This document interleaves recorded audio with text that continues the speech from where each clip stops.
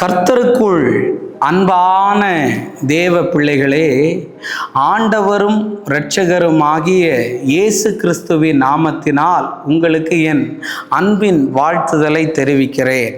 இந்த நாளிலேயும் மார்க்கு எழுதின சுவிசேஷம் 9வது அதிகாரம் அதனுடைய 24வது வசனத்தை வாசிக்கிறேன். உடனே பிள்ளையின் தகப்பன், விசுவாசிக்கிறேன் ஆண்டவரே, என் அவிசுவாசம் நீங்கும்படி உதவி செய்யும் என்று கண்ணீரோடு சத்தமிட்டு சொன்னான் என்று எழுதியிருக்கிறத நம்மளால் பார்க்க முடியும். இன்னைக்கு என் மெசேஜோடைய தலைப்பு என்ன தெரியுமா? இப்படி ஒரு ஜெபத்தை நீங்களும் நானும் ஏறெடுக்கணும்னு சொல்லி ஆண்டவரும் விரும்புகிறாரு, பிரசங்கம் பண்ணுற நானும் விரும்புகிறேன். அந்த ஜெபம் என்ன தெரியுமா? தீயிலையும் தண்ணியிலையும் ஒரு வாலிப பையனை ஒரு பிசாசு தள்ளி விட்டுக்கிட்டே இருக்குமா. அவன் வாயிலிருந்து நுரையா வருமா. அப்போ இயேசுகிட்ட இவனை கொண்டு போன உடனே பாருங்க, அந்த தகப்பன் தன்னுடைய பிள்ளைக்காக ஜெபிக்க சொல்லலை. முதல்ல யாருக்காக ஜெபம் பண்ண சொல்றாரு தெரியுமா? எனக்காக ஜெபம் பண்ணுங்க. என்னன்னு ஜெபம் பண்ண சொல்றாரு தெரியுமா?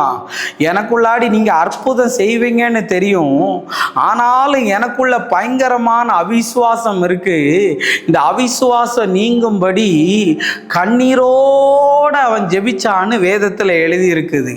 இன்னைக்கு எனக்கு காரை தருவீங்களா, எனக்கு வீடை தருவீங்களா, எனக்கு அதை தருவீங்களா, இதை தருவீங்களான்னு ஜெபிக்கிறதுக்கு முன்னாடி கண்ணீரோட, ஏன்னா அவனுடைய அவிசுவாசம்தான் அவன் மகனுக்கு அவ்வளவு நேரமும் ஒருவேளை விடுதலைக்கு தடையா இருக்கும். 100க்கு அதிபதியை பாருங்க, நான் வீட்டுக்கு போறதுக்கு முன்னாடி நீங்க சொல்ற வார்த்தை அவனை சுகமாக்கும்னு அவரை விசுவாசிச்சான். இன்னைக்கு நிறைய பேருக்கு அற்புதம் நடக்காததுக்கு காரணம், விசுவாசம் கிரிய செய்யாததுக்கு காரணம் என்ன தெரியுமா? அவிசுவாசம். அவன் போய் ஆண்டவர்கிட்ட அதை ஒரு ப்ரேயர் ரிக்வஸ்டாக வைக்கிறான். ஆண்டவரே, உங்களை நான் நம்புகிறேன், ஆனால் சில நேரங்களில் உங்களை நம்பக்கூடாதபடி இந்த சூழ்நிலைகளெல்லாம் சாதகமாக இல்லாததுனால நிறைய அவிசுவாசம் இருக்குன்னு. இன்னைக்கு தேவ பிள்ளையே, உனக்கு ஏன் அற்புதம் நடக்கலை, எதுக்காக எனக்கு இன்னும் ஒரு விஷயமும் நல்லதாக நடக்கலைன்னு கேட்டேன்னா உன்னுடைய அவிசுவாசம்தான் இதற்கு காரணம். இன்னைக்கு கர்த்தரிடத்துல கையை உயர்த்தி என்னோட கூட சேர்ந்து ஜோமன்னு, ஆபிரகாமுடைய சரீரம் செத்து போனது, சாராளுடைய கற்பம் விழுந்து போனது, அவ விசுவாசிப்பதற்கு ஏதுவில்லாது இருந்த போதிலும் அவன் தேவனை விசுவாசித்தான், அதுதான் அவனுக்கு நீதியா எண்ணப்பட்டது.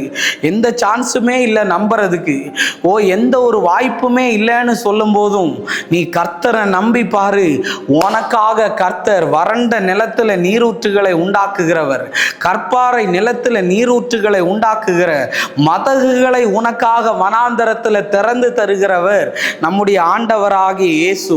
அதனால இன்னைக்கு கர்த்தருடைய வார்த்தையை கேட்கிற சகோதரனே, சகோதரியே, அவிசுவாசம் நீங்கட்டும். எக்ஸாமுக்கு பாஸ் ஆவானா ஃபெயில் ஆவானான்னு கேட்டாலே உனக்கு அவிசுவாசம் தான்.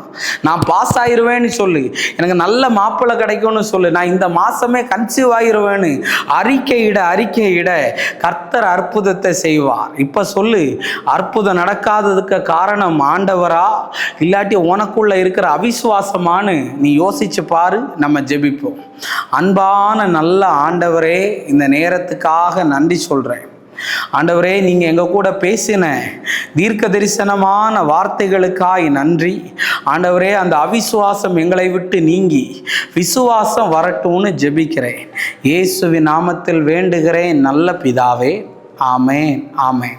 God bless you. கர்த்தர் உங்களை ஆசீர்வதிப்பார்.